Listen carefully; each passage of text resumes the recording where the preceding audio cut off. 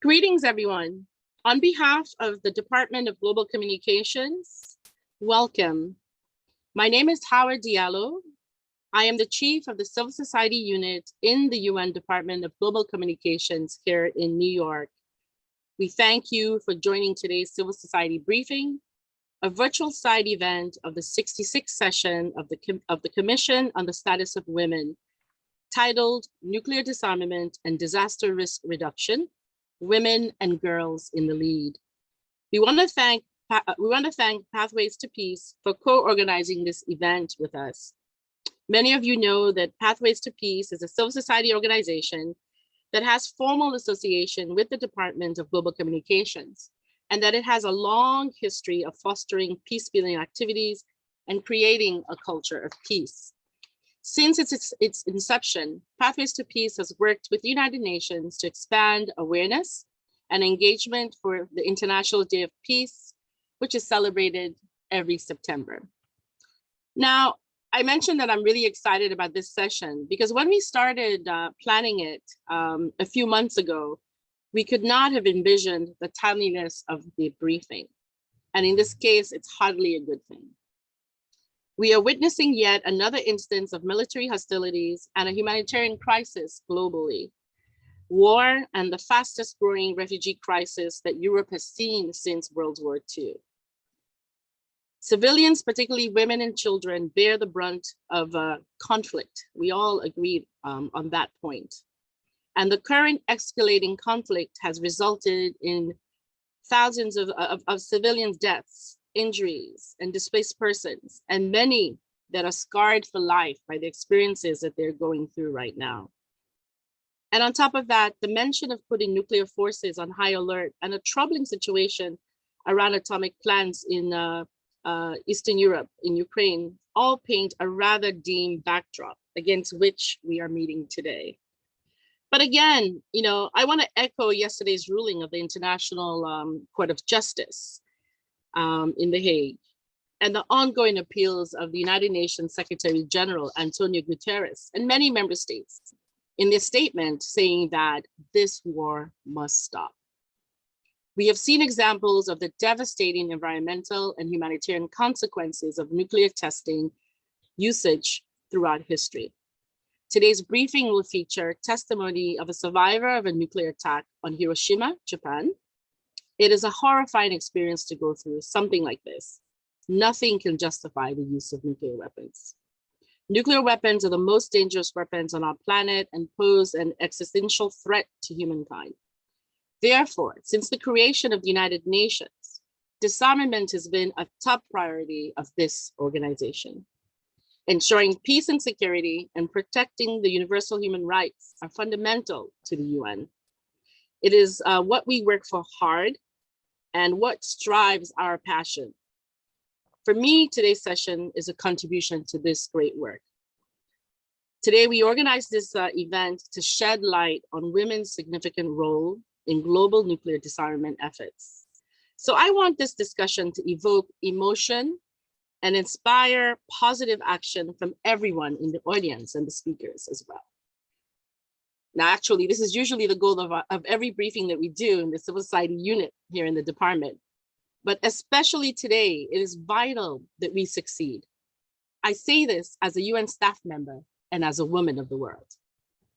We will discuss why women must have a unique seat at the policymaking table and how the active presence of women, their contributions and insights can help bring humanitarian perspective to the forefront. We have an impressive lineup of speakers from various sectors.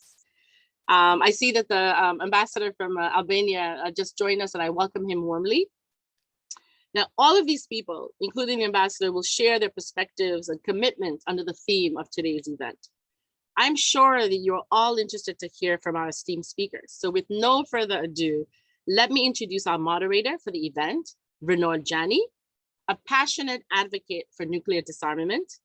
Renor is Pathways to Peace's representative to the United Nations Department of Global Communications. But much more importantly to me, he's a leading member of the department's Civil Society Youth Representative Steering Committee, which I have the honor of working with. Thank you so much. Renora, the floor is now yours. Take it away.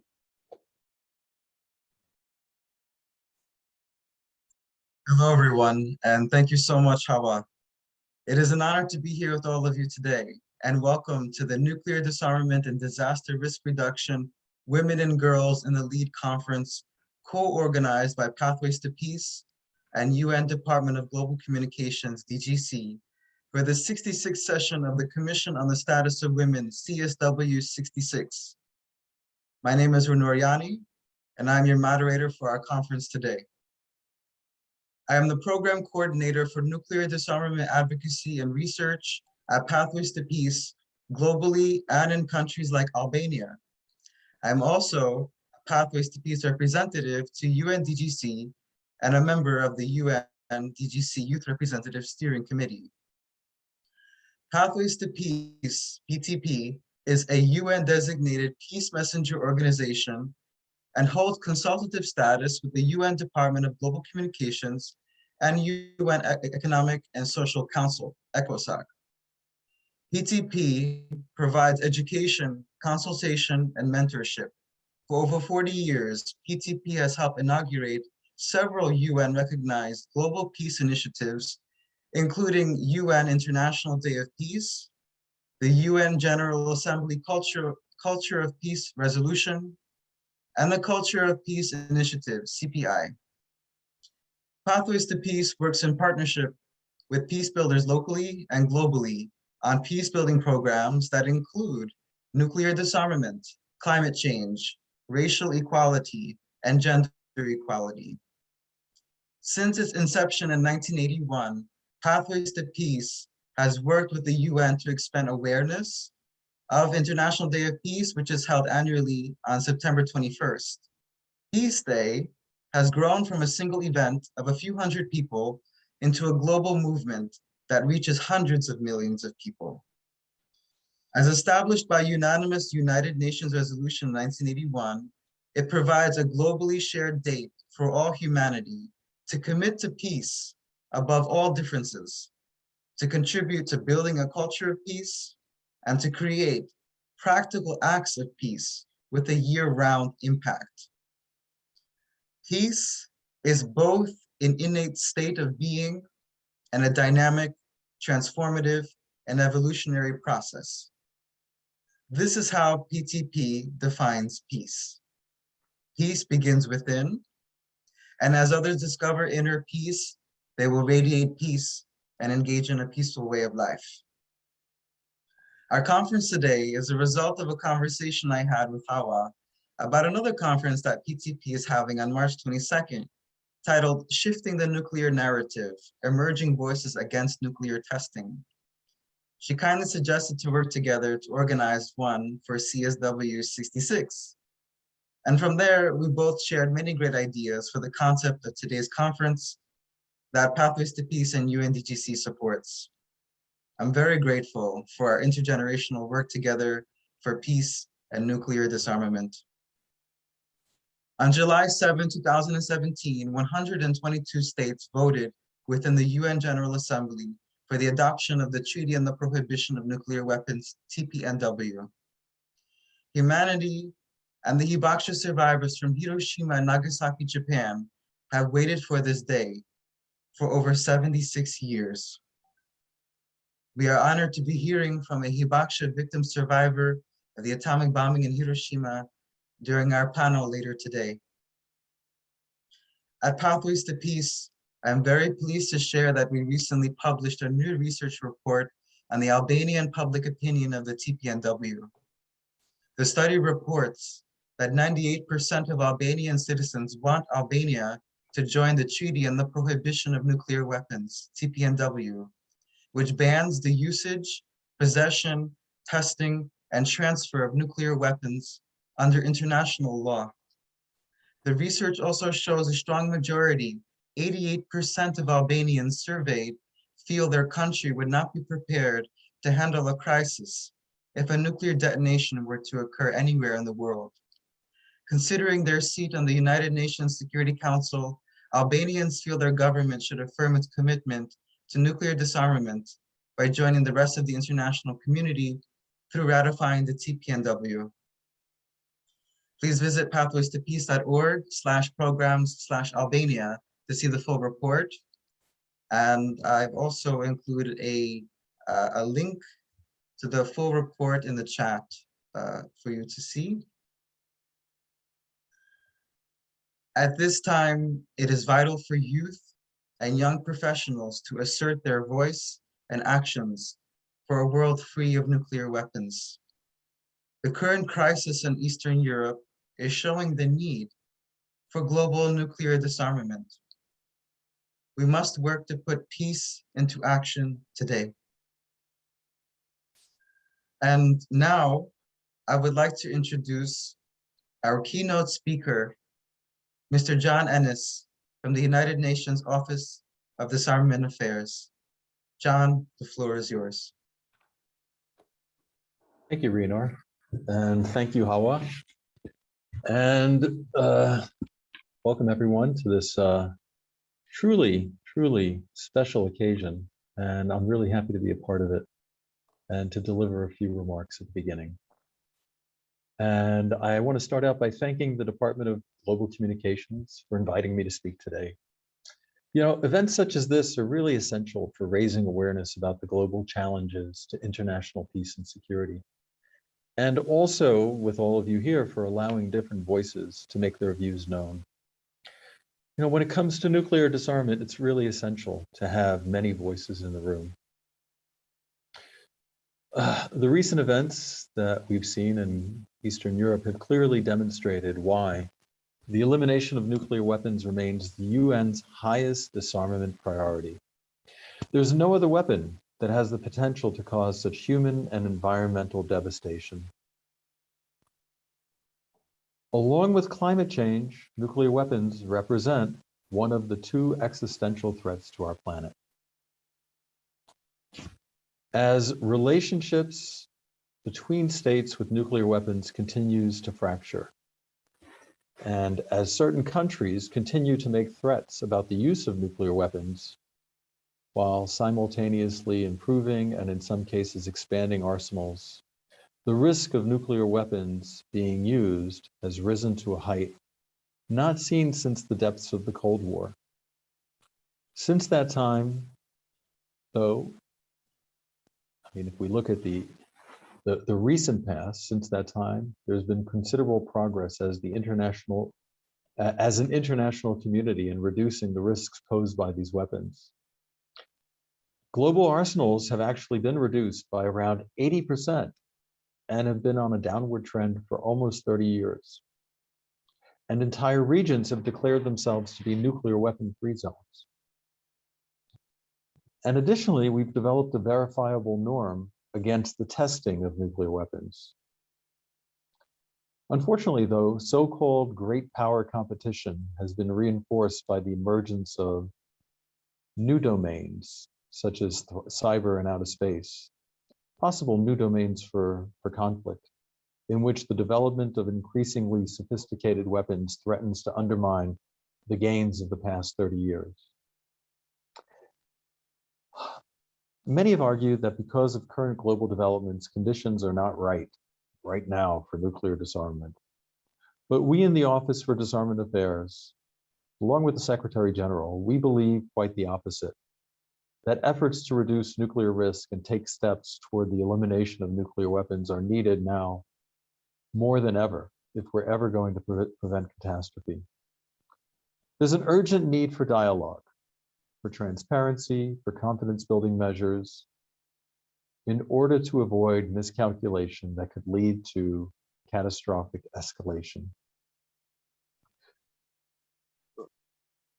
We need to step back from the nuclear abyss and chart our way forward to a world free from these inhumane weapons.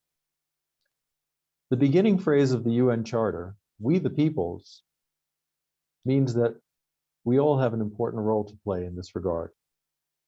And in that respect, no voice is more important than that of women. Unfortunately, women remain underrepresented in the disarmament process and decision-making. In most international disarmament meetings and conferences, only about 1/3 of the delegates are women. and even fewer are heads of delegations. We believe this can no longer be an acceptable part of our work.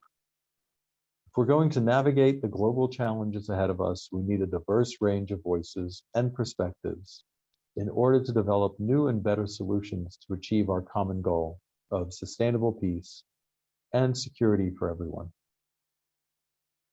Women have made incredible contributions to disarmament and nonproliferation. And if you look at the speakers today, that will attest to that fact.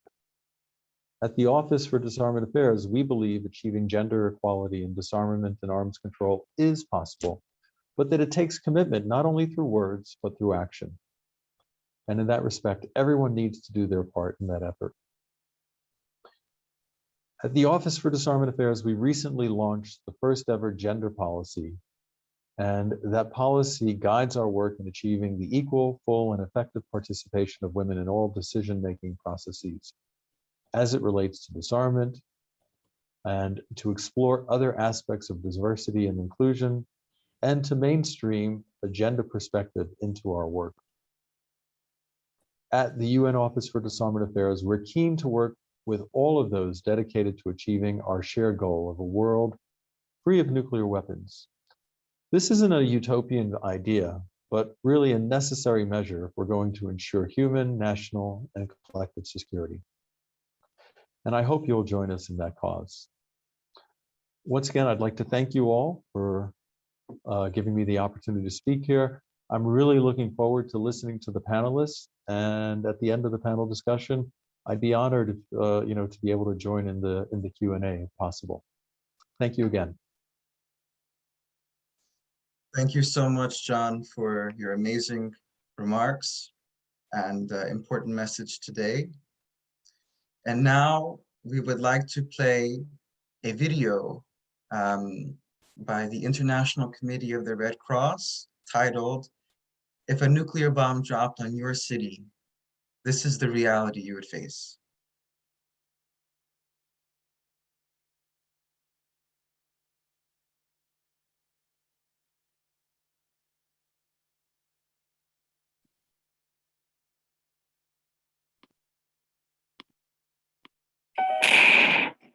In the first second, the white light is blinding, the heat immense. In the first day, fires consume the city and there's no way to fight them. Your skin is badly charred. In the first week, those hospitals that are still functioning are overwhelmed and can't treat the injured. Others who seem fine suddenly fall ill and die from radiation sickness. In the first year, radiation has seeped into the water and the soil. Crops and animals are contaminated. In 10 years, congratulations. You might not have leukemia or another cancer, but many of your friends do. You fear it will come any day. In 30 years, you look at your children wondering if you've passed on the effects of radiation. In 70 years, you're still seeing your doctor for checkups. He says it's a miracle you're still alive. The humanitarian consequences of nuclear weapons are horrific and span generations. It's time to ban them now.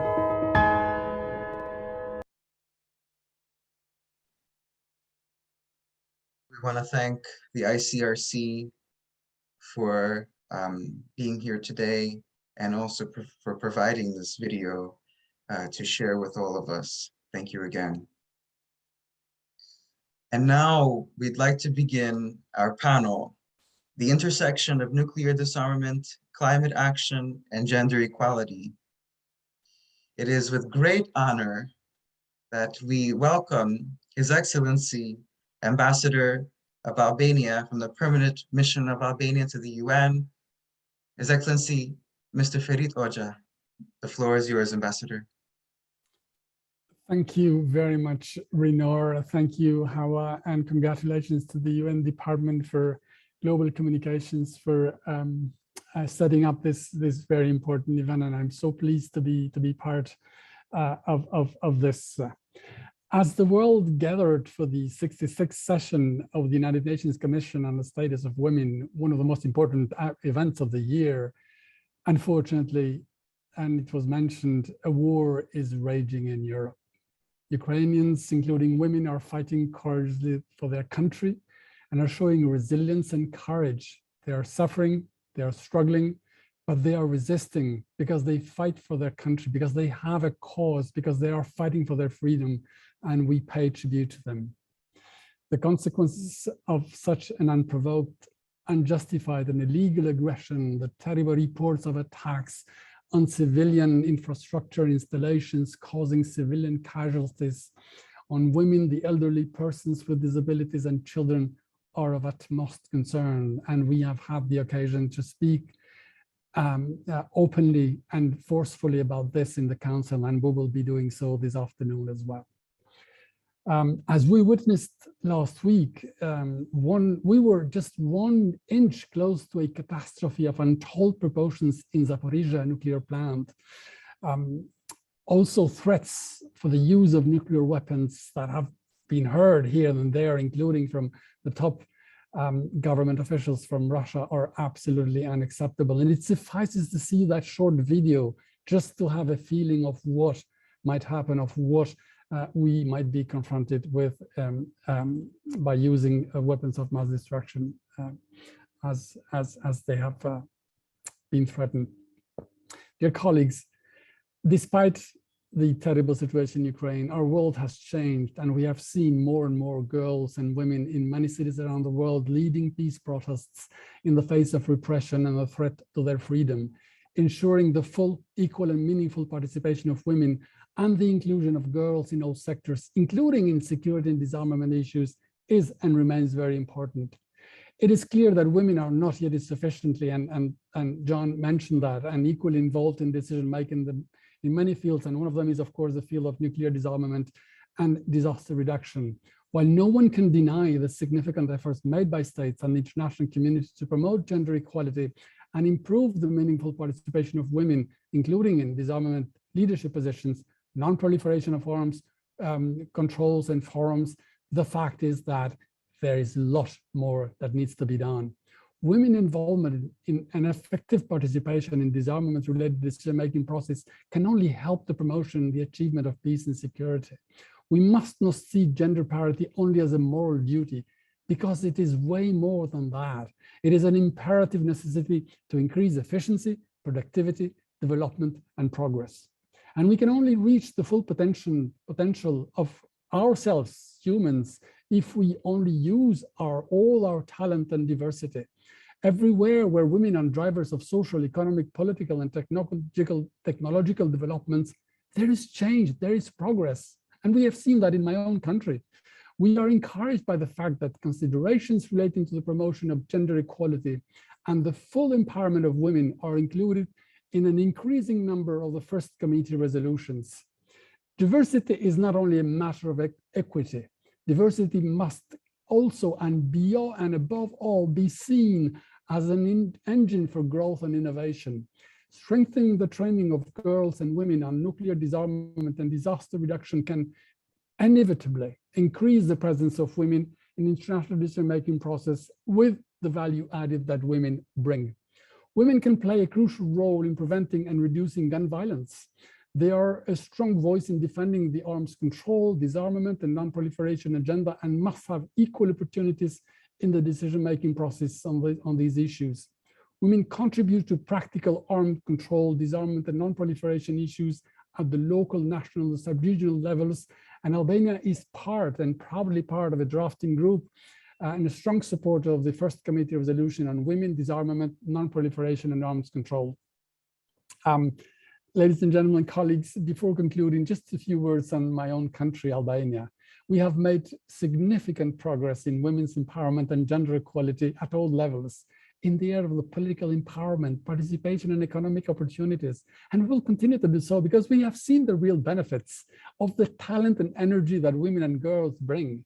And just symbolically, in a government of 17 persons now, 12 are women.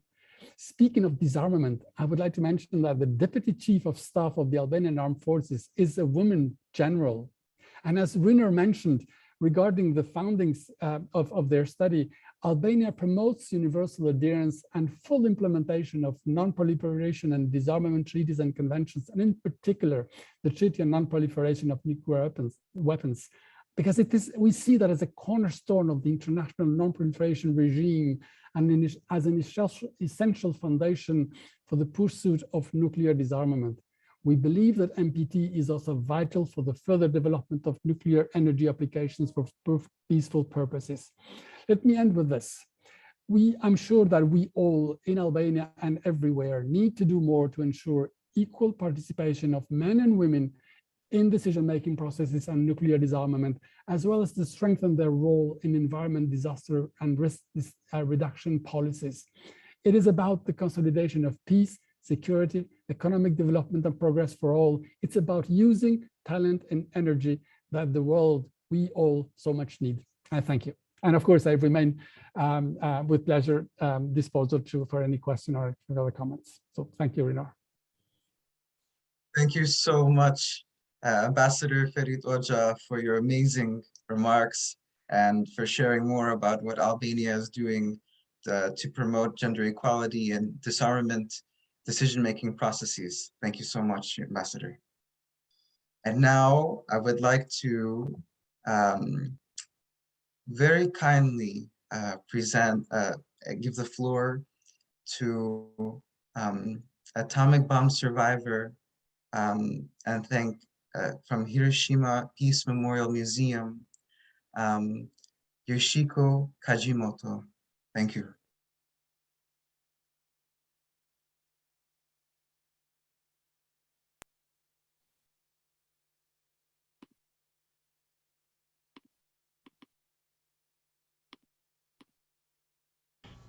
Minasan, konnichiwa.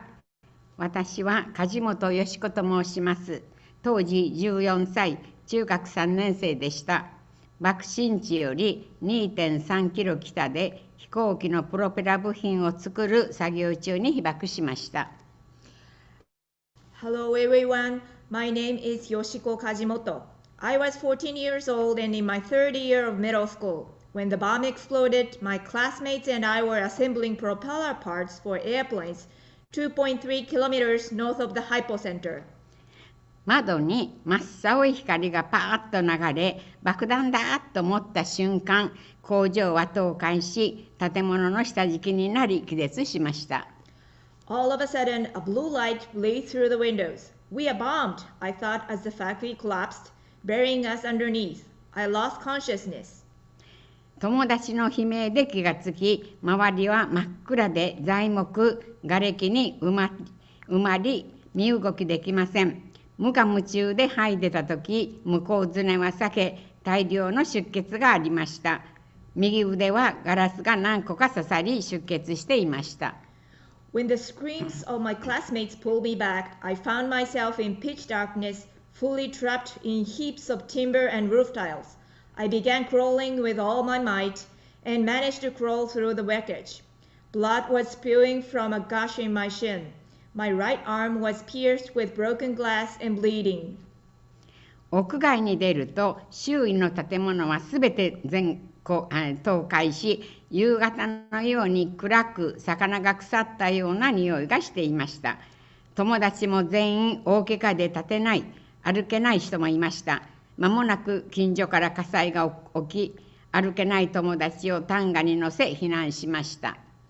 I made my way into the open. Through the dim, dusky light, I saw that every building in the area was toppled.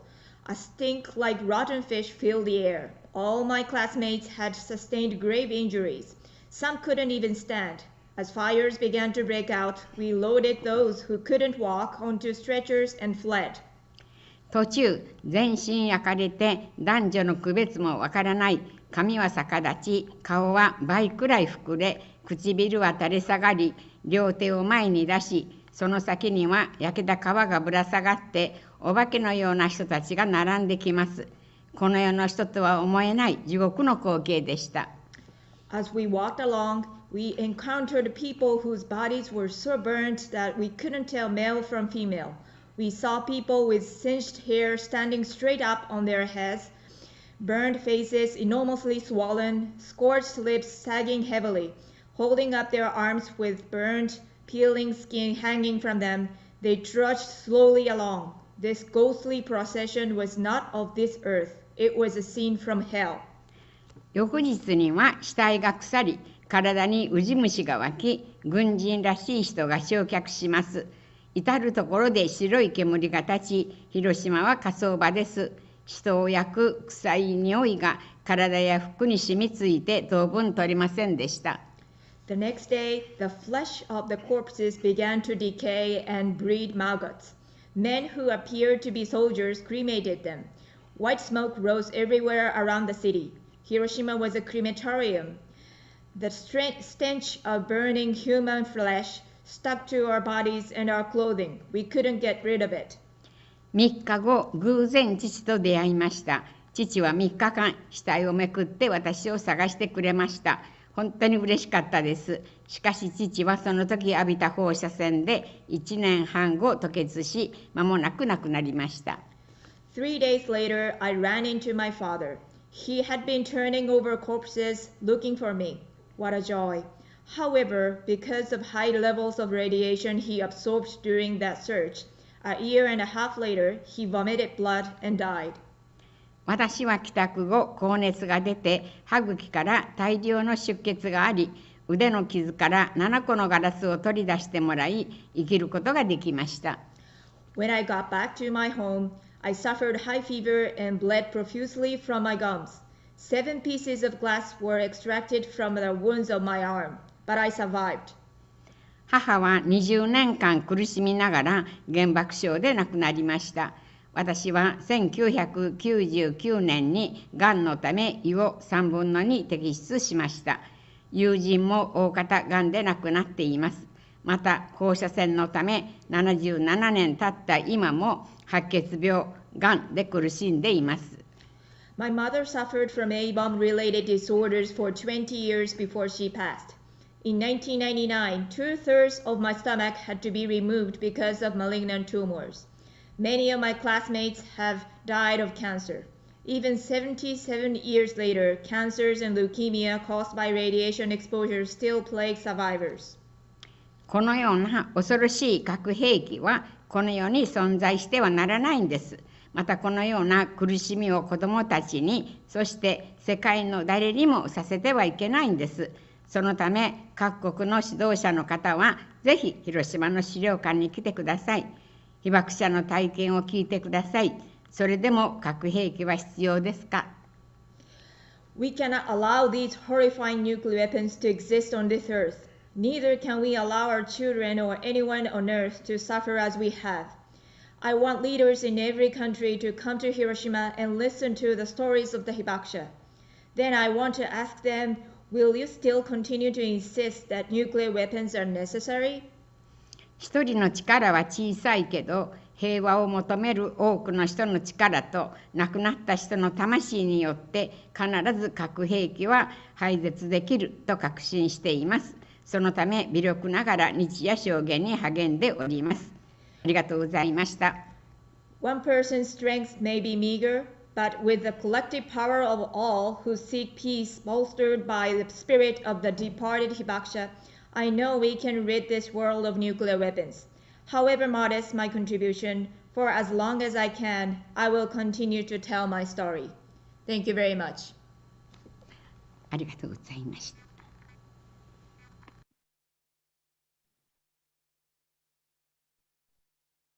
We are deeply grateful and honored for your testimony, Yoshiko Kajimoto.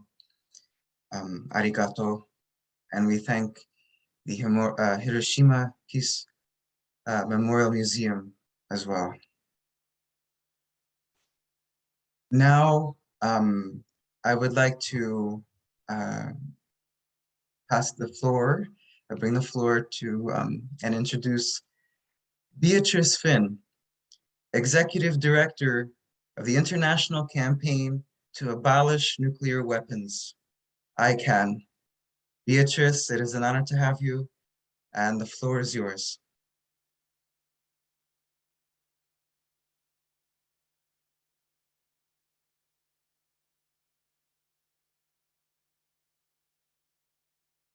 I think Beatrice is maybe logging on, or she's having trouble.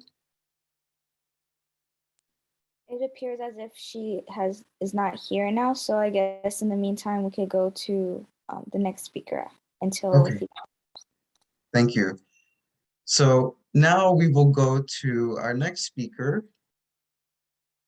Veronique Christori, Senior Arms Control Advisor from the International Committee of the Red Cross, ICRC.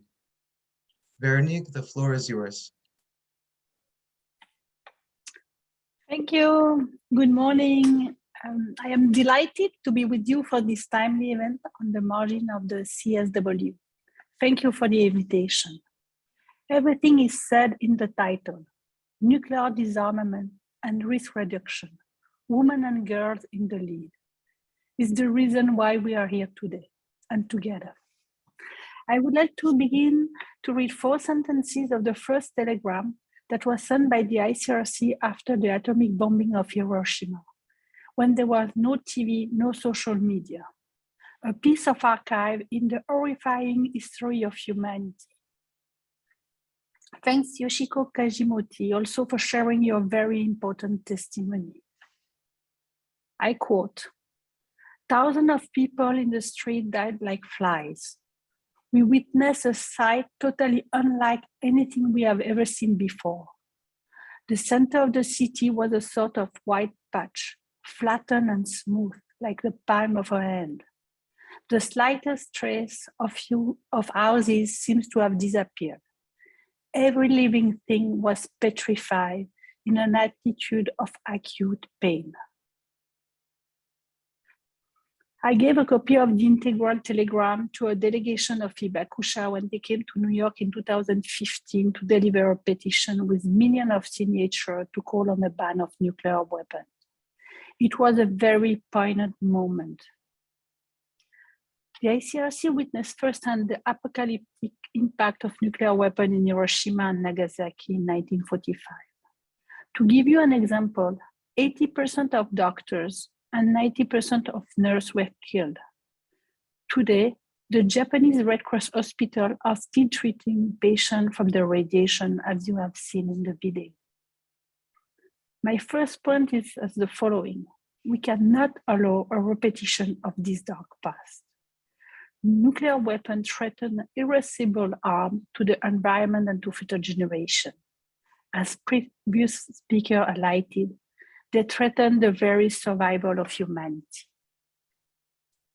We know that a nuclear explosion could cause unsurmountable challenge to humanitarian assistance. No state or humanitarian organization is prepared to the enormous needs that a nuclear explosion would create. What we cannot prepare for, what we cannot respond to, we must prevent. Last Monday, the ICRC urgently appealed to states to ensure that nuclear weapons are never used again.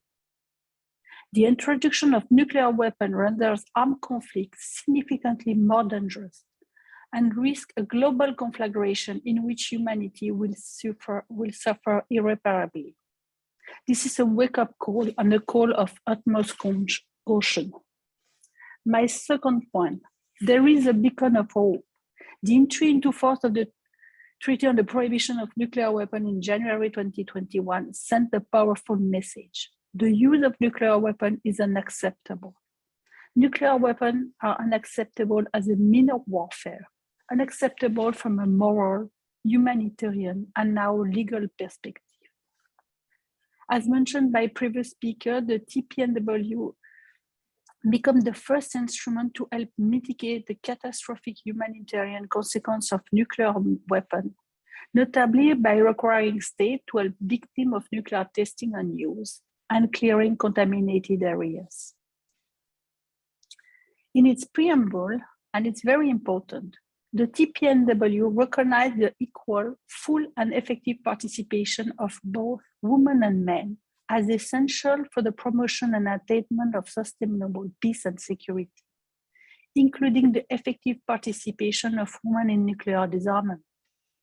On a personal note, I participated in the negotiation of this historic treaty. exceptional woman-head delegation.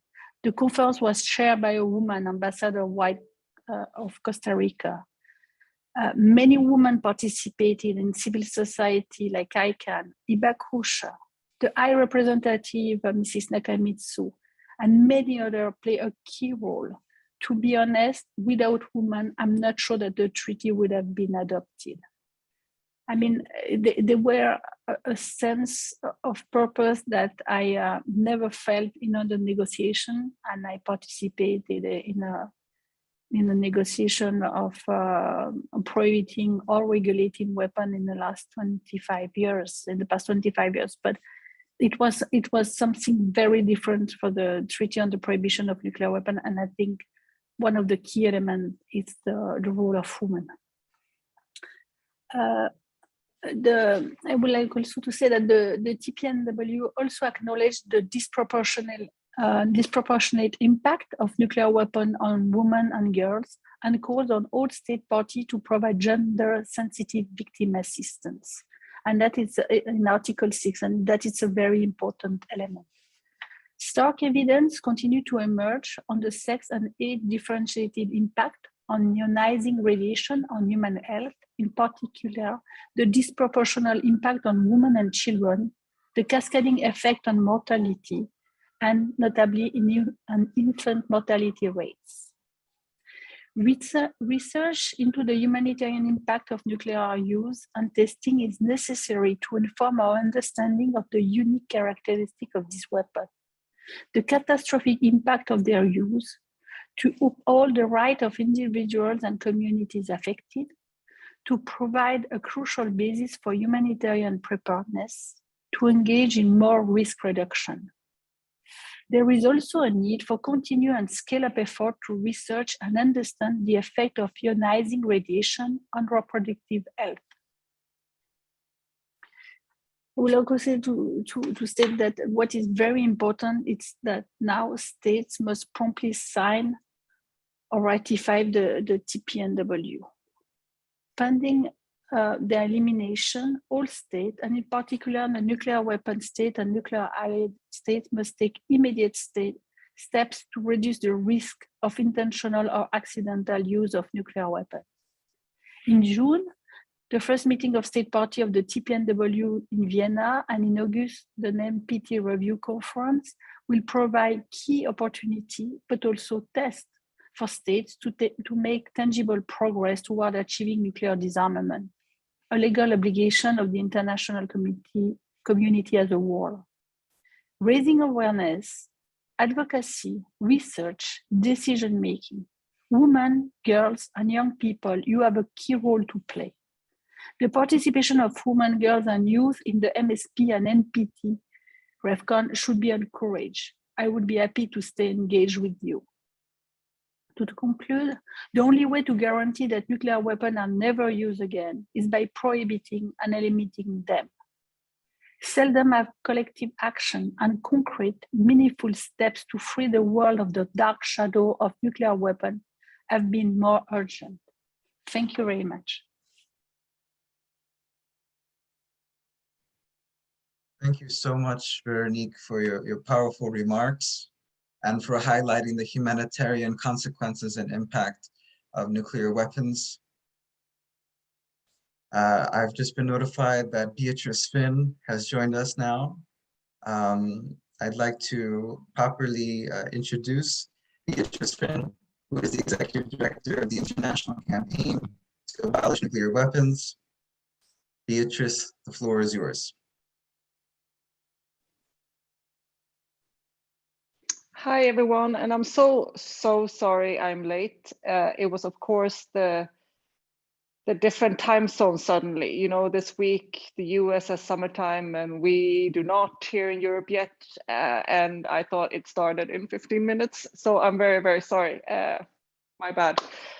Thank you so much for having me today.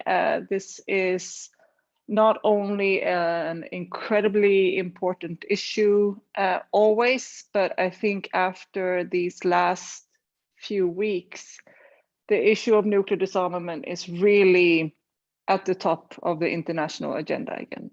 And if you're anything like me, you probably are feeling exhausted, terrified, overwhelmed, and just generally like, how much can we handle simultaneously? Looking at war, pandemics, racism, global inequality. We're adding now some food security issues due to the conflict and other things. It just feels like there's an overwhelming kind of flow of mass catastrophes like brewing to happen. So I really just want to say that it's first completely normal if it feels overwhelming. And I think that this issue, and even though I've been working on this issue for over 10 years, it's never been more difficult for me to talk about, really, because it's suddenly so close. I'm very used to describing what happens when a nuclear weapon has gone off, but finding myself, it's difficult to articulate it now because it becomes so real. So I just really wanted to start by saying that I hope everyone is doing okay, and I hope everyone is holding up mentally and able to process this kind of information and listening to these conversations, because it's not always so easy. And one of the things that I think is so important while we talk about women and girls and young people, and why that is a perspective is so important, is really because of what we're seeing right now. This, one person in a nuclear armed country that is threatening to start nuclear war. And we're looking almost at two men like Biden and Putin, and they have our entire fate in their hands, and able to decide when they think it's the time to kind of start this global collective suicide that nuclear war is. And it just makes me feel incredibly frustrated and angry, feeling like, do I not get a say in this? And to me, this is really why the treaty on the prohibition of nuclear weapons is so important, and the work that civil society is doing and what young people are doing, and in raising their voices in this, because we matter, everyone matters in this issue, and everyone has a voice when it comes to nuclear disarmament. And very traditionally, it has been an issue reserved for kind of the leaders of the nuclear armed states, which basically is just 9 men. That it's their job to decide whether or not we get to continue in this world. But that's not really true. And there are ways that we can change things. We don't have to just wait for them to make these decisions. And one of the most kind of fundamental part of the Treaty on the Prohibition of Nuclear Weapons is really that, like, regain some kind of control, taking action ourselves, doing something that isn't just waiting, wishing, hoping that these men in power would do the job and disarm these weapons. So, and to me, like, you can kind of say, well, the nuclear weapon states have not joined this treaty. And for me, I always try to tell the story about when the moment where I was personally convinced that this was a really good idea to do, because I wasn't convinced fully in the beginning, that banning nuclear weapons, even without the nuclear armed states, to a treaty was going to work. And it was in Oslo about 9 years ago when we had the first conference on the humanitarian impact of nuclear weapons. And that was a conference that was really focused on talking about what happens when a nuclear weapon is used. And a lot of skeptics said, like, why are you even talking about that? It's completely, it's not going to happen. It's just like hypothetical scenarios, and like nobody's ever going to use, they're not going to use nuclear weapons. Like, it's just silly. The nuclear armed states themselves boycotted this meeting and said it was a distraction. And then really, this was the first time the nuclear armed state had, or the nuclear weapon states had boycotted this kind of meeting. And we were quite nervous in civil society, knowing sort of, will people think this was a waste of time? And it was the Norwegian government who hosted this conference. So we had a big civil society conference the evening before, where the state secretary of Norway showed up, and she described how the P5 had demarched Norway, the Norwegian government. They stomped up to their MFA in Oslo, and they had said, oh, we're not going to participate, we're boycotting this, it's a very bad idea. And she kind of like described this and laughed a little bit and said, wow, they weren't very convincing. And onwards we go, and we keep doing this conference. It's going to be great. And you know, the whole room, about I think 400 or 500 people of civil society activists, laughed at this. Like this idea that the P5 were like grumpy and they were just left behind, and we're just moving on anyway without them. And I think it was in that moment where I really understood the power of taking control yourself and not waiting for others to move, but to really act yourself, and how, in a way, liberating and empowering that is, that we can actually control things ourselves. We don't have to sit and wait for others and feel passive, and that the only thing we can do is ask them. And to me, that was really like understanding the impact that doing things can have. So when I think about how young people can kind of work on this issue, I would really encourage just doing things, that this is a way to influence things, and we don't have to just sit passively by and watching others doing things, but we can just engage ourselves and do things and create space and power for ourselves. So that's really just what I wanted to share here, and I know we're going to have some questions. Yeah, again, just saying that, you know, I really appreciate being here and spending time with a lot of people thinking about this issue at just this moment. Thank you.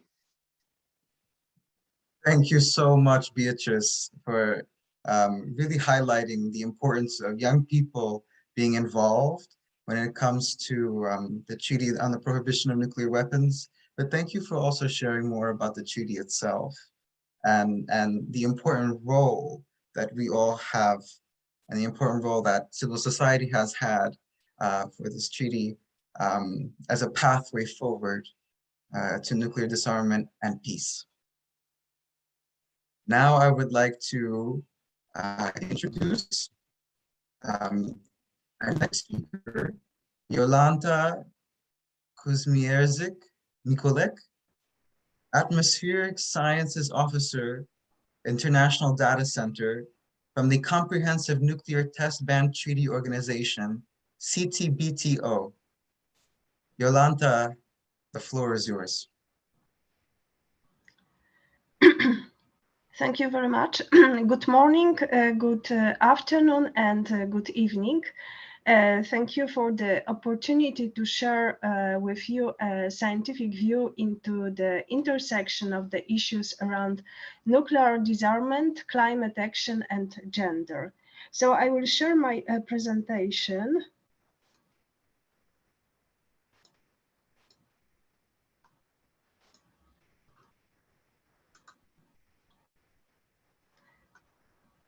I wanted to share with you the CTBTO's commitment to inspiring girls and women to lead and contribute to our mission of banning nuclear explosions in all places for all time.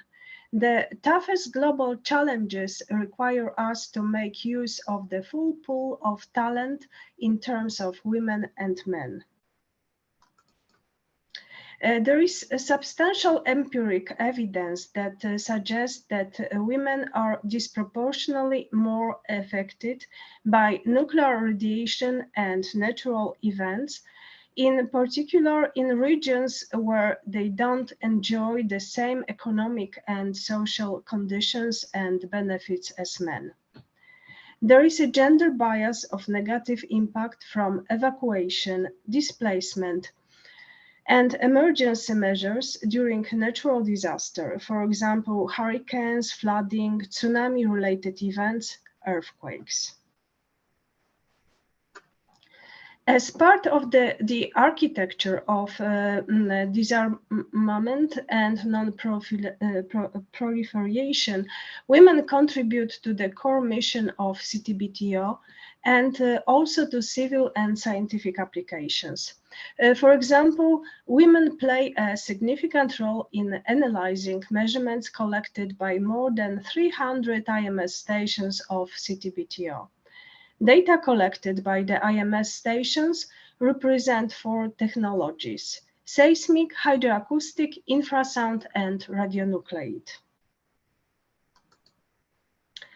IMS data may help to minimize the disproportional impact of climate change, nuclear tests, and natural hazards on women. For example, seismic data play a crucial role in the case of earthquake monitoring.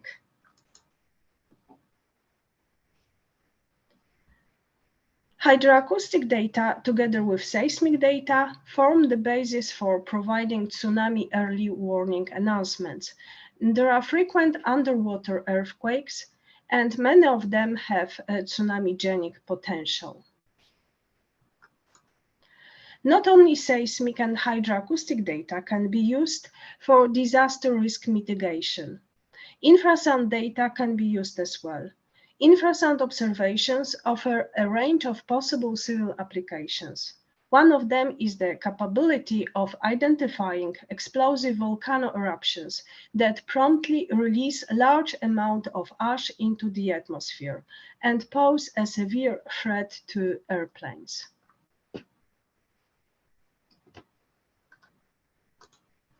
Another example is of using IMS data for disaster risk mitigation are radionuclide data supported by atmospheric transport modeling. In the aftermath of the Fukushima incident, atmospheric transport forward modeling has been used to predict which of the IMS radionuclide stations are likely to be affected by a radioactive release and to estimate the time of a first detection for each of those. The animation on the right is an example of such a simulation. They were produced until the end of this event. The animation on the left shows IMS sample categories in the time between 12 March and the end of this event. It should be added that Fukushima Daiichi nuclear power plant accident. Yes? I'm so sorry. Your presentation slides are not showing. I think you need to go to the next slide. I'm so sorry to interrupt. Do you see this slide? Unfortunately, we're seeing just the first slide. Maybe we'll have the PowerPoint put up right away. I would just screen share. Which slide you've seen? The first, only the first one?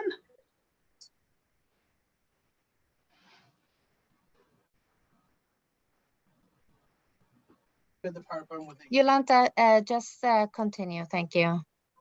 We'll share the PowerPoint with the participants later. Okay.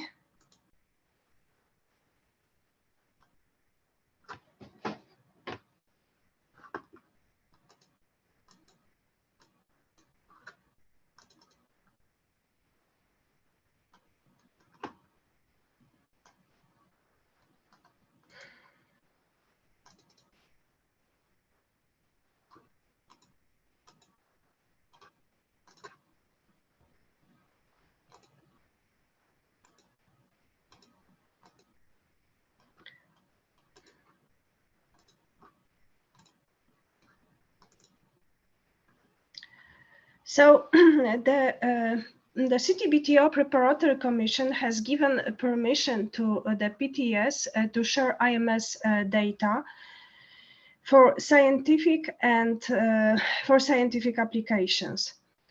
It is possible to get access to IMS data using a virtual data exploitation center, VDEC. VDEC agreement have become more and more popular and among scientists. And since 2011, VDEC contracts have been signed by scientists from entities representing 29 countries. As of today, the total number of VDEC contracts is 174. The percentage of women scientists requesting access to IMS data is more than 20%. The first such a request we received in 2012, and it was from Australia.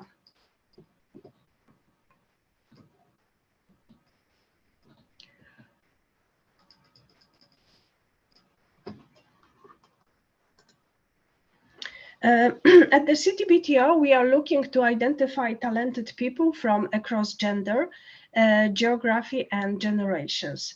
Although we are searching for talented candidates across the entire organization, in particular, we are also looking for women from the STEM fields. Indeed, next week on 22nd March, CTBTO will be hosting a virtual career fair for women in STEM. We invite interested candidates to find out more about our work and how to apply. To find out more and how to register, please find us on LinkedIn, Twitter, or Facebook. In terms of women, the CTBTO is committed to achieving gender parity at the professional or higher category of staff of the Provisional Technical Secretariat.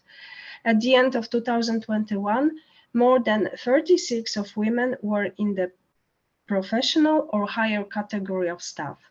I also want to underscore the Executive Secretary's commitment to achieving gender parity in the professional and higher levels. This means that the organization wants to both attract and retain talented women. Our leadership wants to ensure that women have full opportunities to develop and contribute. Finally, I would like to share with you that we have two initiatives to promote CTBTO mission and the special engagement of women. It's CTBTO Youth Group and the Pilot Project. We are counting on them to advance the goals of the CTBTO. Thank you. Thank you so much, Jolanta, and thank you for sharing about the intersection of nuclear disarmament, disaster risk reduction, and gender equality. I think it's very important for opportunities such as the ones that you've mentioned for women to be further involved in these processes. Thank you so much. Thank you. I hope that you've seen at least some slides of my presentation. Yes, no worries. Thank you so much. I'd like to now accept some questions that we've received for all of our panelists to answer. And I was notified that some of our registrants and participants will be asking the questions themselves.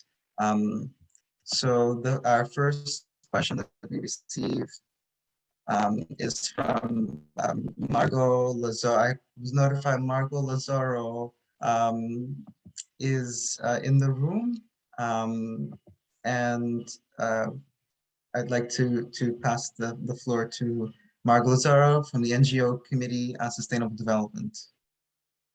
Margot, the floor is yours.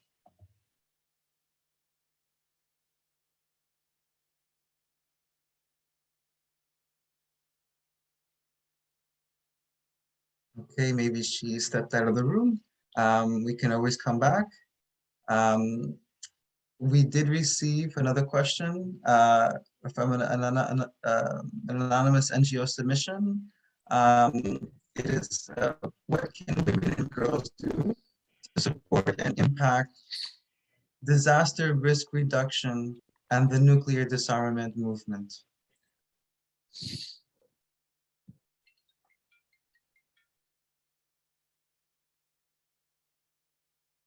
So any of our panelists are open and able to maybe answer that?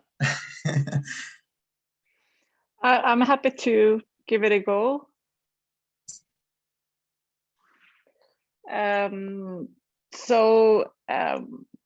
If I understood right, what women and girls can do to improve disaster risk management, prevention of nuclear weapons use, to support and impact, and well, I mean, I'm going to answer in particular for the nuclear disarmament movement. I think I often see nuclear weapons as the sort of ultimate symbol of toxic masculinity. This kind of almost bizarre symbolism that if I don't get what I want, I will blow up the whole world. And I think we're seeing right now an example of that in Putin basically saying straight out that, you know, I'm going to invade Ukraine, and anyone who if you try to stop me, I will start nuclear war.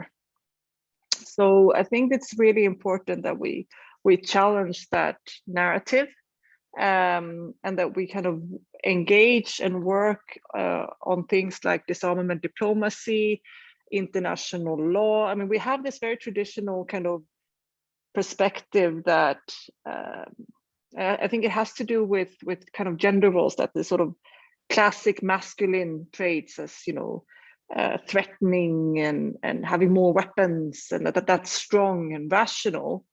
But of course, threatening to mass murder the entire world, if you don't get it, is deeply irrational.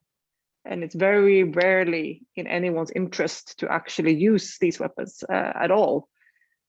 But at the same time, it's kind of portrayed as a rational thing. Whereas, of course, things like compromise and diplomacy and negotiations and international law is deeply rational and useful tools, but it's almost portrayed as something naive and oh, it's never going to work. So I think it's really important that we, that women, for example, engage in this and don't let the kind of idea that weapons is always the solution, especially when we see so often that it's not. And of course, it's not about what happens right now in these conflicts, but what we've been saying for 10, 15 years leading up to those conflicts. I find one of the most frustrating things in this kind of field is that women are often those that are warning in advance, saying, hey, this is not good over here. Things are bad here. Like, we're sending too much weapons. We're, you know, we are, you know, in an armament process. We are seeing these hostile leaders. This is not good. We should put funds on education, healthcare, development. And only when that, you know, when they have been ignored, those voices, and instead governments have done the opposite, then you sort of turn around and it's like, well, how are you going to fix it now? To women's activists, for example. And it's extremely frustrating. Like, you should have listened to us 10 years ago. So I think we have to also kind of really not fall into the trap to think that for example, the treaty on the prohibition of nuclear weapons and engaging in that, like, oh, it's going to solve Ukraine now, right? No, but had we worked on these things 10 years ago, it would have been this, you know, a much better situation right now. And I think that we have to look at it as long-term process. So I would really encourage women to not give in to the narrative that diplomacy, international law, cooperation is weak and naive, and really value that as strong, that policies that are meant to prevent things from happening is lifted up as really rational and strong and smart, because so often we see that as people don't take it seriously until it's too late.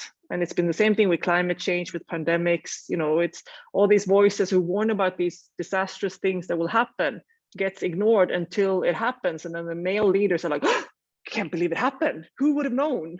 And all the scientists and the activists and the NGOs, like, we knew. And we've been saying this. So I think we need to kind of really, everyone needs to help. And I think in particular women need to express this strongly and mobilize and engage in these issues, to talk about the long term, talk about the preventative work, how we have to act before disaster happens. And really lean into that, to kind of challenge what is rational, what is strength, what is smart, and not let that be kind of dominated by weapons and war.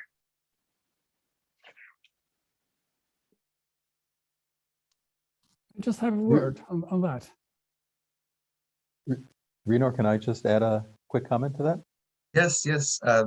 Anyone on the panel is welcome to. And thank you so much, Beatrice, for reminding us to not wait for the crisis to occur in order to take action for peace and nuclear disarmament. Thank you. And anyone else on the panel is welcome to answer. Thank you, John. The floor is yours. So thank you.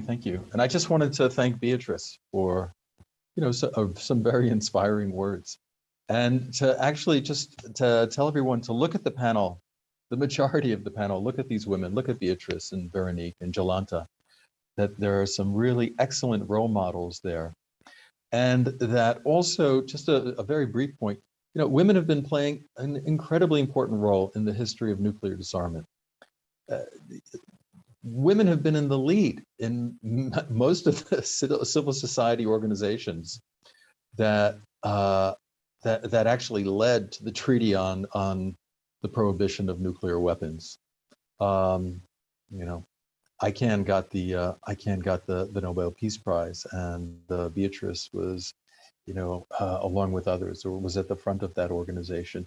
And you can go even back to the Partial Test Ban Treaty. It was frankly the women, an important women's movement, the Women's International League for Peace and Freedom, that really put pressure on governments to I'm sorry. No, the Women's International League for Peace and Freedom is the oldest NGO active in disarmament, and many Hibakusha women who've endured social stigma bravely came forward with their testimonies. But the women's movement also was putting pressure on the administrations of governments to stop the above ground testing of nuclear weapons. And if it hadn't been for that, who knows when that norm actually would have been enacted. So I just wanted to add that quick comment there. Thank you, John. Ambassador Ferit Hoxha of Albania would like to say a few things. Ambassador, the floor is yours. Thank you, Rinor. Just one quick word in just supporting what Ms. Finn was saying regarding diplomacy, regarding treaties, regarding conventions, because this is exactly what we do at the UN, and not only at the UN. And actually, we keep saying that it's not the nuclear weapons that will protect us, it's international law. That's the best army, and that's the best army for the small states like mine and the majority of the United Nations member states. It is by referring to international law that we can better protect ourselves and protect the world. And more concretely, further to what was said by Ms. Finn and by John, the concrete way to really try to push decision makers to really take the right decisions is by including something that we do actually, by including youth in the delegations that go to the UN every September. And by their presence, they can also influence what our leaders say.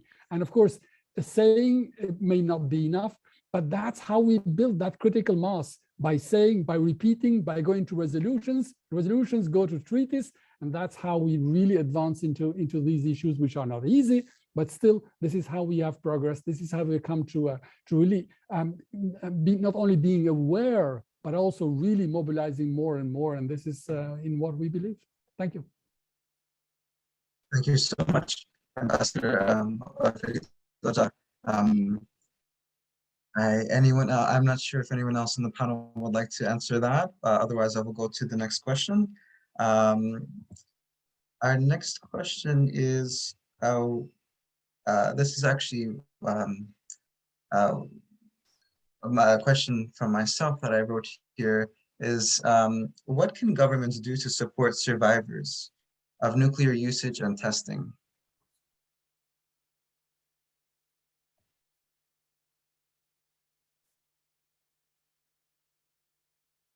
Happy to start that one too, if everyone is quiet. I mean, the Treaty on the Prohibition of Nuclear Weapons is the first nuclear weapons treaty that acknowledges the impacted communities, the survivors of not only the use of nuclear weapons in warfare in Hiroshima and Nagasaki, but also the test sites around the world, places like Kazakhstan, Marshall Islands, Algeria, Nevada, and in the US, for example, as well. All over the world, there are different test sites. And one thing that these test sites have in common is that they're very often either occupied land or indigenous communities' land. And you can really see the connections here with nuclear testing and, colonialism or racism, where it was tested on land far away from the people in power that made the decisions to test these weapons. And also in land, I think that the people in power had very little understanding of how the communities lived and worked and I'm thinking about places in Marshall Islands, for example, and not recognizing how people use the ocean in these communities, for example. So this treaty is really unique, and it's building on other treaties like the Cluster Munitions Convention and the Landmines Treaty that also have this victim assistance. And I think it's a part of new kind of UN treaties on weapons to really reflect that we have to use these tools to not only ban it for future use, but also help the people in the past who've been impacted. And I think it's really, one of the key things that governments need to do, of course, is that now implementing these provisions, ensuring rights and access to justice for these survivors, making sure that we set up that we have more research about the impact. I think it's still a huge lack of knowledge about the impact of nuclear weapons detonations. But also as individuals, we can help by sharing the stories, sharing information about these things. A lot of people don't know that nuclear weapons were tested over 2,000 times.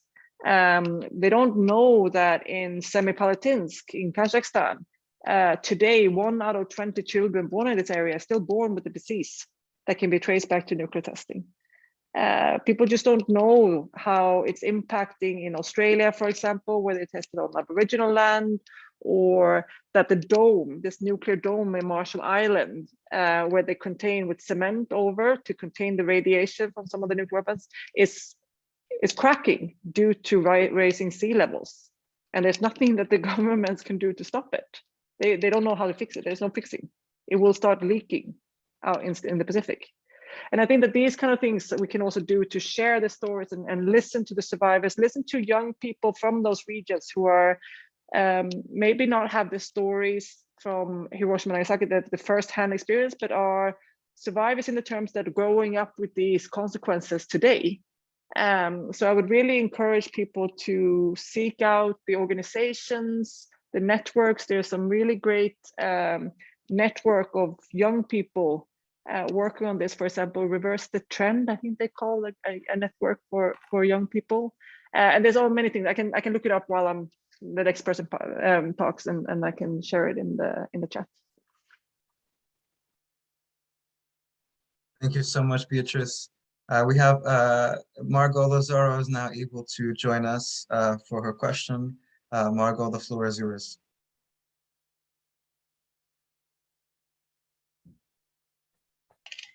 Thank you so much. Now I have an issue with the video, but I had a tech problem earlier, and thank you for allowing me a second opportunity. So Margot Lazaro, President and Chair of the INJO Committee on Sustainable Development, and I'm deeply concerned about this issue. I've been involved with Mayors for Peace and so forth. So my question is, how can women be involved in counter cyber defense security to protect nuclear facilities from malfunctioning or the release of toxic nuclear waste or weapons? That's my question. Thank you.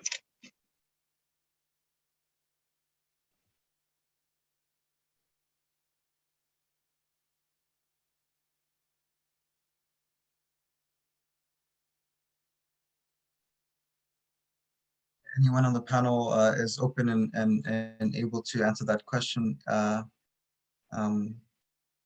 Or I can also go on to the next question if none of the panelists have any words that they want to share.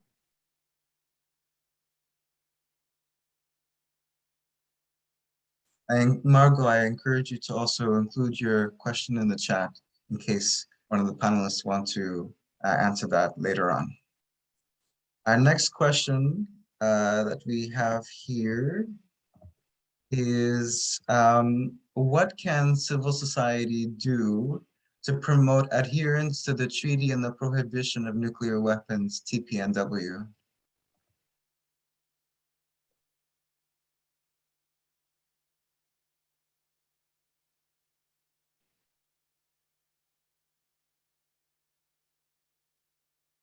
Okay, I'll say a word.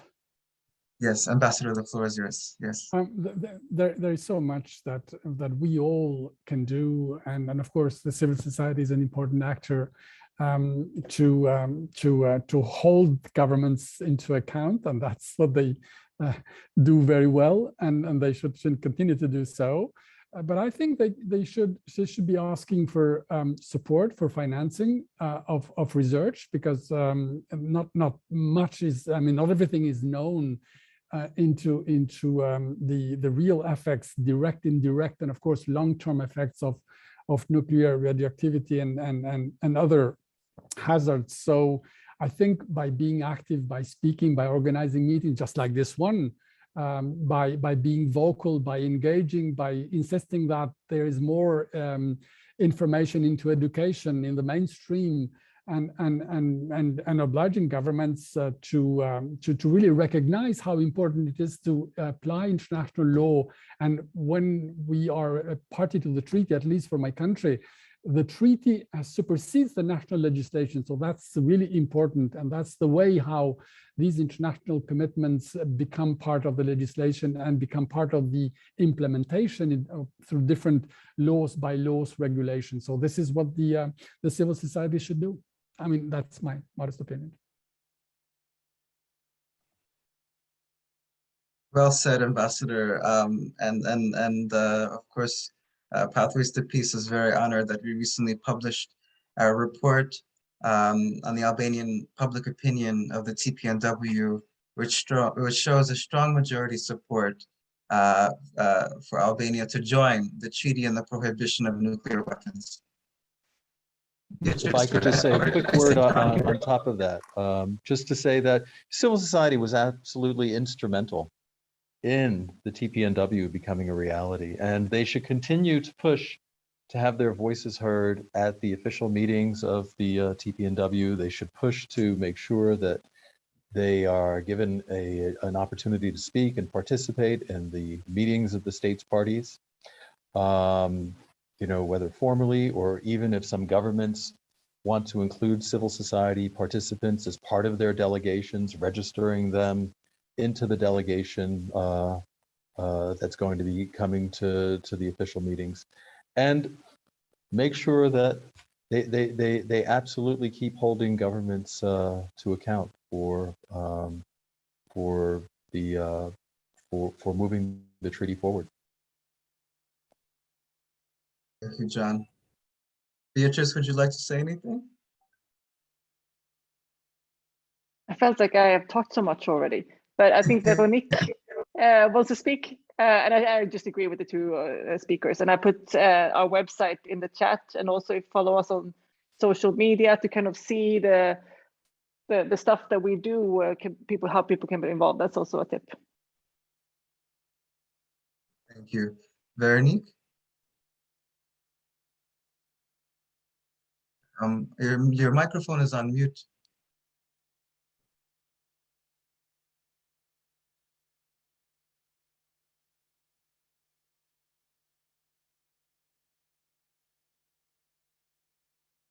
You just have to unmute your microphone.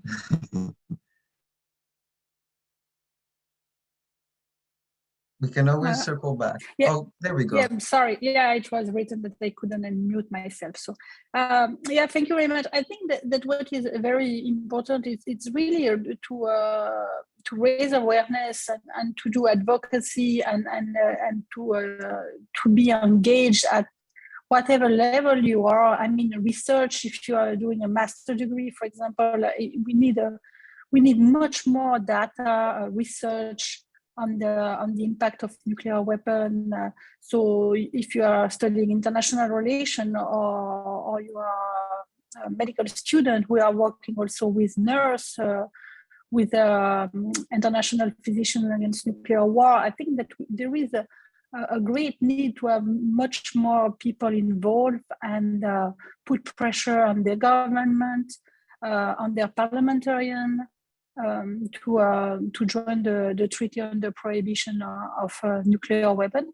And I think that it's a very individual but also a collective role. So and you know, I am a mother of 4 kids, and I always been involved, for example, in the school of my children, to go in classes and to explain with age-appropriate words the importance of nuclear disarmament, watch documentary. I brought Ibakusha to the lycée in New York, and after the survey at the end of the year, they said that it was the most moving event and more powerful event they participated in.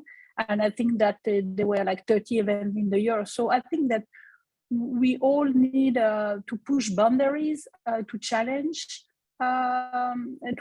governance, and also you can go also through the Red Cross and Red Crescent Society, push in your country, even for states they are not willing to join the Treaty on the Prohibition of Nuclear Weapons. I think that it's very important to engage with your national Red Cross and Red Crescent Society. And because they have a key role, I mean, one of the first resolution that was pushing for the ban treaty was through the movement of the Red Cross and the Red Crescent Society. And as a reminder, the first call to ban nuclear weapon was done by the ICRC in September 1945. So I think that there are many opportunities, but we need to seize them. Thank you so much, Veronique. Our next question we have here from Emma Schapmeyer, representing Columbia University. Emma, the floor is yours.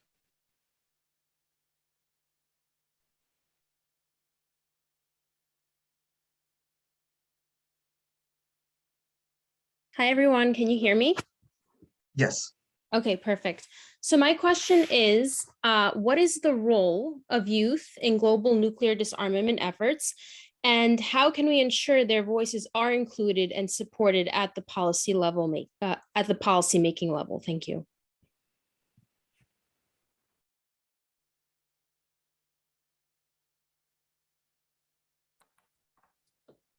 I'm happy to start this one as well, because I think youth is really absolutely essential.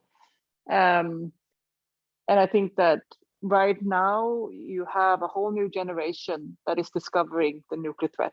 I mean, there are many young people who have been worried about this before, of course, have been active in ICAN and other organizations, but I think that now it's really on people's minds. And if you think about it, you know, teenagers today will probably live for as long as nuclear weapons have already existed.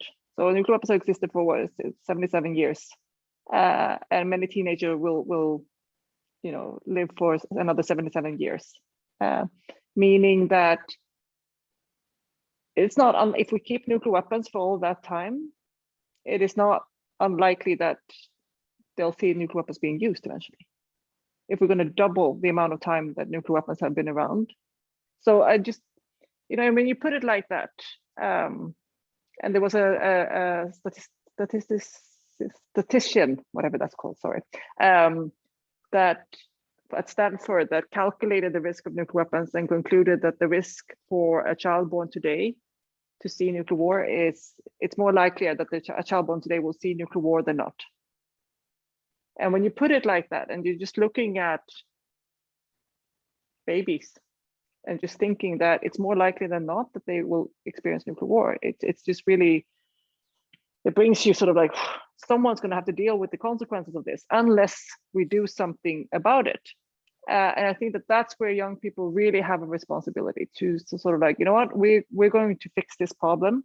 And you know, there's been a lot of people in the past who have worked to take an enormous amount of steps. It doesn't feel like it always, but we are not starting from scratch. There's been movements since 1945 working on this, and they have, as we heard earlier, they have partial test ban treaty, they have developed the MPT, for example, they have developed the comprehensive test ban treaty, they have developed, you know, all of these kind of instruments and tools down to the Treaty on the Prohibition of Nuclear Weapons. We've also developed things like the Geneva Conventions, the UN Charter. You know, we have made all of these accomplishments. And yes, it feels like a really dark and heavy time, but it's possible, and we need young people to build on to that. The first thing to do for young people, I think, is to remember that you don't have to be an expert. You don't have to have a PhD in nuclear physics to have an opinion about the nuclear weapon. And the discourse around nuclear weapons, something we're trying to change is extremely technical, extremely sort of like, it's numbers of missiles and it's like acronyms and it's all of these complicated things. And if you don't understand that, then you don't have an opinion. And I think that's completely wrong. All you need to know is nuclear weapons are a really big bomb that creates awful consequences for human beings and shouldn't exist. That's basically what you need to know. It's pretty simple. And to kind of remember that and say like, I deserve to have a say about this because it's actually my life. And even if I'm not from one of the 9 countries with nuclear weapons that have nuclear weapons, I still deserve a say in the future of humanity. So kind of feeling that empowerment. And then there's a lot of different youth network. I mentioned Reverse the Trend. There's a youth network. There's a group called Youth for TPNW that at the first meeting of states parties of the Treaty on the Prohibition of Weapons is going to be in Vienna this summer. They are organizing a youth conference, bringing youth from all over the world and encouraging young people to show up in Vienna and to participate in this, to learn from each other, connect. I think that social media is a really great way in times where we maybe can't travel so much to really kind of connect with other young people around the world and to sort of feel like you're part of a bigger movement. Because I think that one of the biggest challenges against getting involved in nuclear disarmament is that you feel like your actions won't matter. So connecting with others makes you feel like you're part of something bigger, and to learning about the activists from the past, all these amazing groups of people who have done so much and actually saved the world from nuclear war several times in the past, and building on to them, to their work.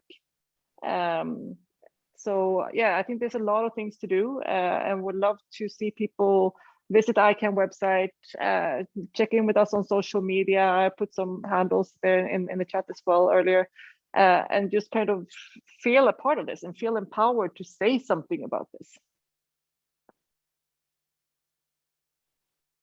Thank you so much, Beatrice. Veronique? Yeah, I wanted to echo what Beatrice said about the professor at Stanford. The ICRC did a survey 2 years ago of 16,000 millennials, half in armed conflict situation and half in non-armed conflict situation.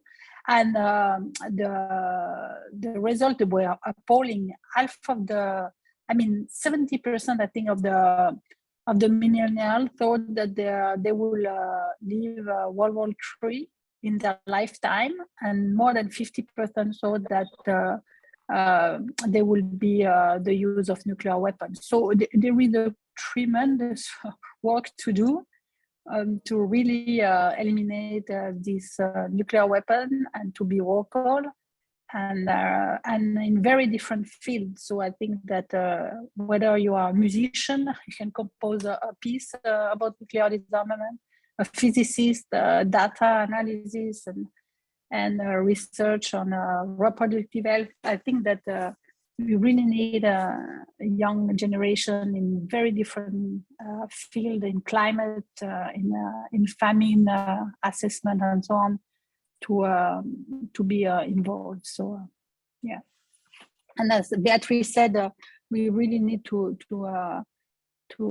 stop this narrative that if you are not an expert, you don't have a voice. We all have a voice. And also one of the great example also, I think it's the ICAN city appeal, and I think that it's a great way to be aware and to push a mayor in your cities, and that it's at local level, but to push a mayor in your city to join the city appeal for the ban on nuclear weapons.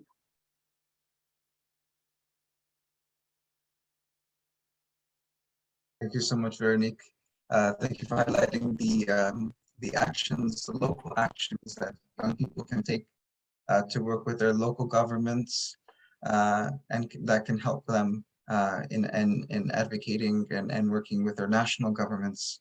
The role of young people is very important, and also the thought of thinking of future generations and the importance of future generations understanding the importance of this this work. And of course, We thank all those who have come before us, who have helped pave the way and have been advocating for this, such as the Hibakusha survivors from Japan and also many other civil society organizations for several years. Thank you. Our next question that we have here is, why is it important to include women in the promotion of nuclear disarmament? This may have been mentioned before, but I'm wondering if any of the panelists would like to share anything else.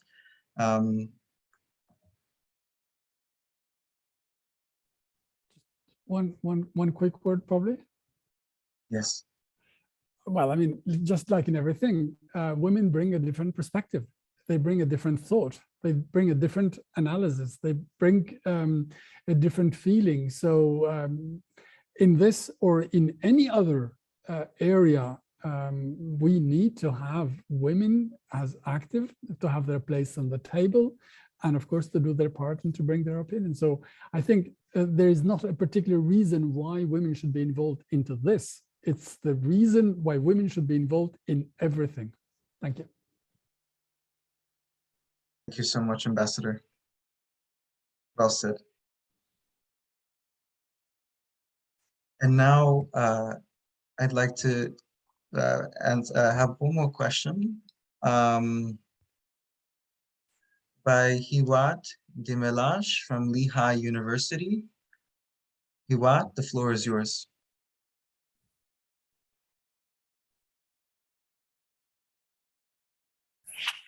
Hello, everyone. My question is, what are the factors that make women among the most vulnerable to the effects and the use of nuclear weapons and testing?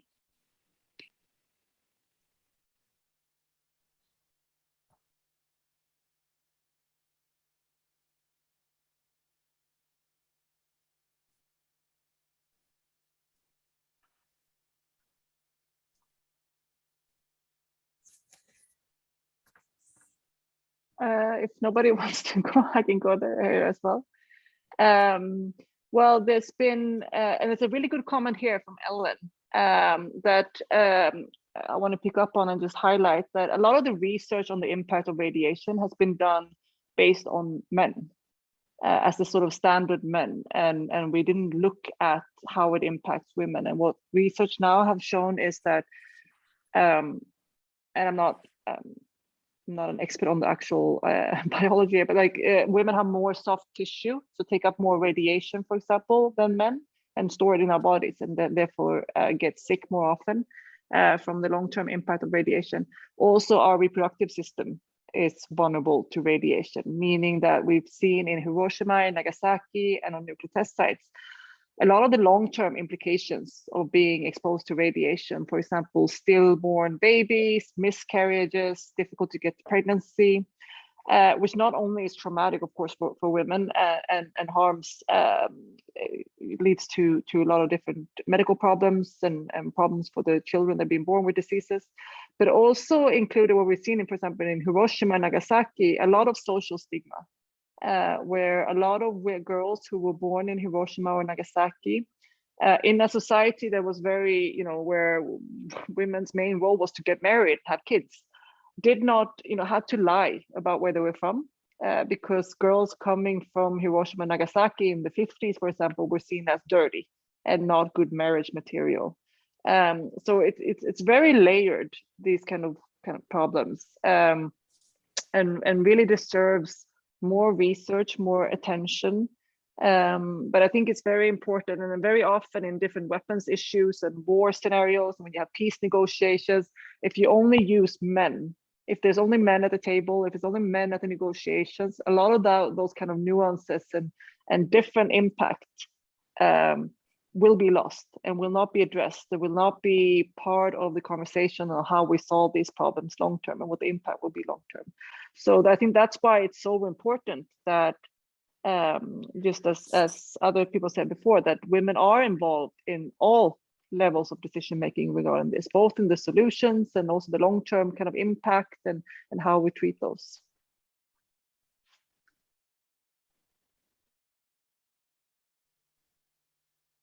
you so much, Beatrice. And now we will conclude the panel. I would like to share just a few things.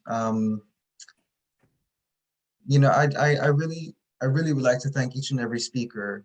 You gave valuable insight into how women, girls, civil society organizations, youth, and young professionals can take action for peace, gender equality, nuclear disarmament, and climate justice. I also would like to thank all the attendees who joined us today from across the world, and for those that asked a question to the panel. For me, after hearing all of the presentations, I think that everyone can see the importance of these social movements. And our environment needs to be further supported. More women and girls working for peace need to be involved in decision-making processes in regards to nuclear disarmament policy. And may we honor the words of the Hiroshima survivors of nuclear usage and nuclear testing through our relentless efforts for a world free of nuclear weapons. In terms of youth action, I just want to quickly share more about an initiative called Storytelling with a Purpose Youth Interview Series. It's a project in partnership with UNDGC, Bringing the Globe, and Pathways to Peace. We are looking forward to sharing the second episode of the youth interview series with my co-host, Cairo Eubanks, that will be focused on youth and nuclear disarmament. And I'm very grateful to be joined by Alicia Sanders-Zakra, Policy and Research Coordinator at the International Campaign to Abolish Nuclear Weapons. Alicia will be sharing more about how young people can make a positive impact within the nuclear disarmament movement. And we do look forward to launching the episode very soon. But in the meantime, you can tune into our first episode with former African Union Envoy on Youth, Aya Shebi. Pathways to Peace and the UN Department of Global Communications, DGC, would like to thank you for joining us for the Nuclear Disarmament and Disaster Risk Reduction Women and Girls in the Lead Conference for the Commission on the Status of Women. I would like to mention that you can send in a submission of a survey we have here in the chat. If you'd like to share any thoughts on our conference today, you can do so through the survey. And we hope that this has given you inspiration, knowledge, and willpower to take action for peace. Thank you.